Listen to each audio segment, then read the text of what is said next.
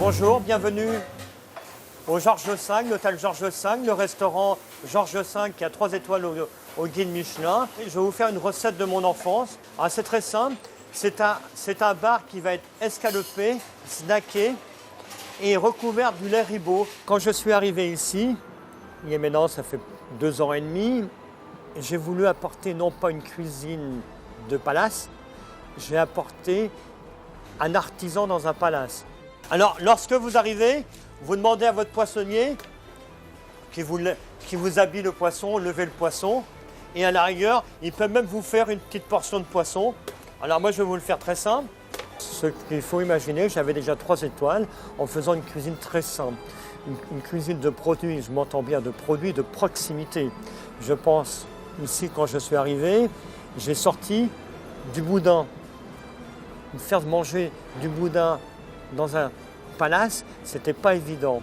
Mais ça a bien fonctionné parce que apporter des belles matières premières, tout le monde sait le faire. Mettre de la valeur dans une sardine, c'est tout le savoir-faire d'un grand chef de cuisine 3 étoiles. Je ressale un peu poivre. Entre-temps, vous voyez, mon lait, il chauffe bien. Donner de l'émotion, c'est pas évident. Parce que ce qu'il faut savoir dans les palaces, nous avons beaucoup de clients qui voyagent beaucoup dans le monde entier, qui sont capables de savoir qu'est-ce que c'est un bon riz, parce qu'ils vont aller à Tokyo goûter le riz. C'est à moi je suis un ambassadeur du terroir français. Donc c'est à moi de prendre le meilleur produit dans le terroir et de lui donner de l'élégance. Vous voyez, il est un peu cru ce poisson. C'est facile pour moi parce que j'ai des racines très fortes. Pourquoi très fortes? Parce que j'habitais à 200 mètres de la mer. Il faut imaginer que quand j'étais petit, j'avais 12 ans, pour me faire de l'argent de poche, on allait chercher la pêche à pied, des couteaux, des pales lourdes, des huiles, quand les marées étaient basses. Vous voyez un peu. Le caviar apporte quelque chose de très iodé, très naturel, finalement, à ce lait. Et vient apporter ce côté marin supplémentaire.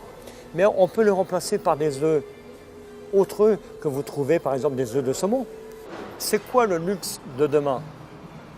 Je crois que déjà pêcher un beau poisson, le trouver bien frais, avoir un bon légume pour l'accompagner et non pas faire des sauces qui vont l'étouffer.